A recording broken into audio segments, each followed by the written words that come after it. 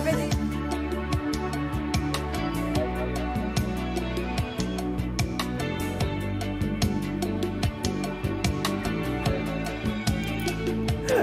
Bon, oui, c'est ça, c'était les matins, on rit. Et là, on va parler d'un sujet beaucoup plus sérieux avec vous, Marie.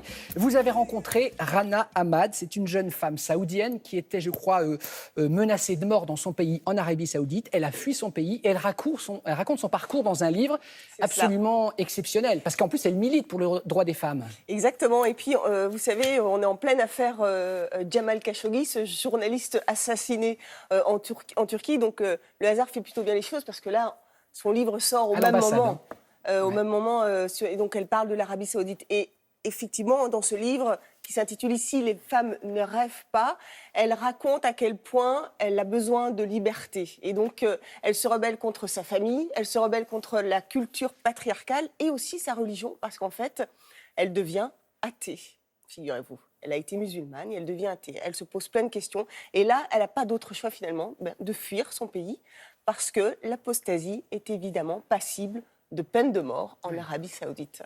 Donc aujourd'hui, elle a 32 ans, elle vit en Allemagne, elle est très heureuse, elle milite pour les droits de l'homme et donc dans ce livre, elle raconte la vie en Arabie Saoudite. C'est un témoignage très rare. Regardez.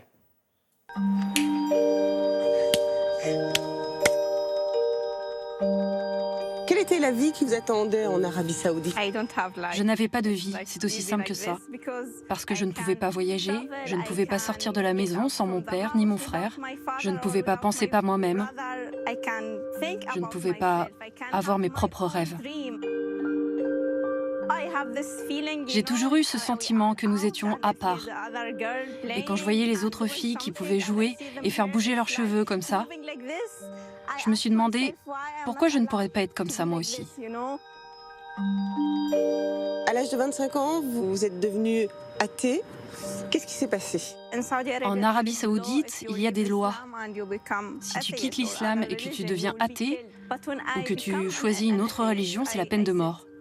Quand je suis devenue athée, je me suis dit « Mais qu'est-ce que je vais devenir dans ce pays avec ma famille ? Si je dis à mon frère que je suis athée, il va me tuer. » Après, j'ai beaucoup lutté parce que j'avais ces deux personnalités.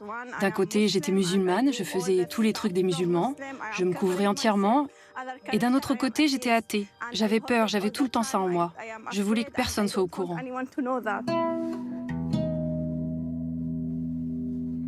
Il y a une dernière actualité dont on parle beaucoup, c'est le journaliste très critique vis-à-vis du prince qui a disparu à Istanbul. Qu'est-ce que vous en pensez ?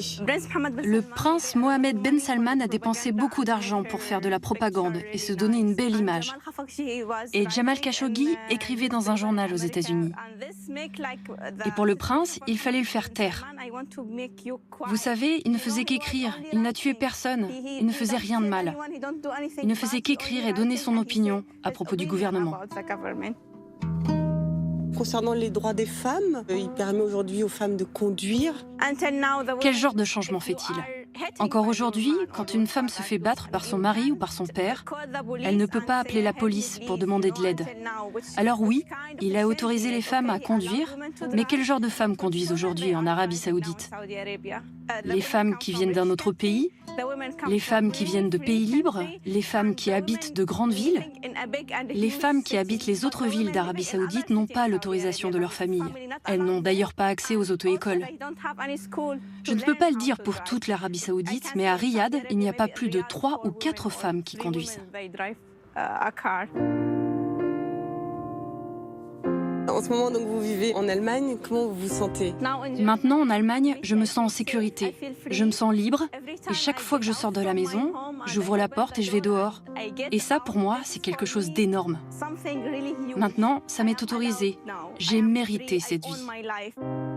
Je dis aux autres filles qui me contactent et qui me demandent si elles doivent partir d'Arabie Saoudite, je leur dis « c'est ta décision. Je ne peux pas te dire si c'est bien ou pas.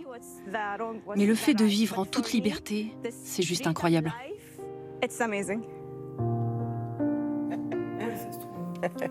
Marie, à quoi ressemble le quotidien de cette jeune femme aujourd'hui, donc en Allemagne ? Mais elle est très heureuse. Alors c'est vrai qu'on est vraiment... Alors voilà, il faut vraiment le dire. C'est une femme très heureuse, qui est pétillante, qui revit. C'est sa nouvelle vie, comme elle le dit si bien.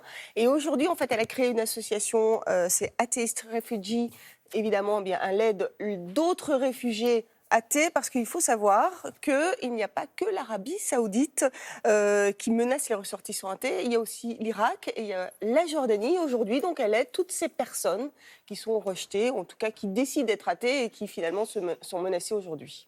Merci beaucoup, Marie.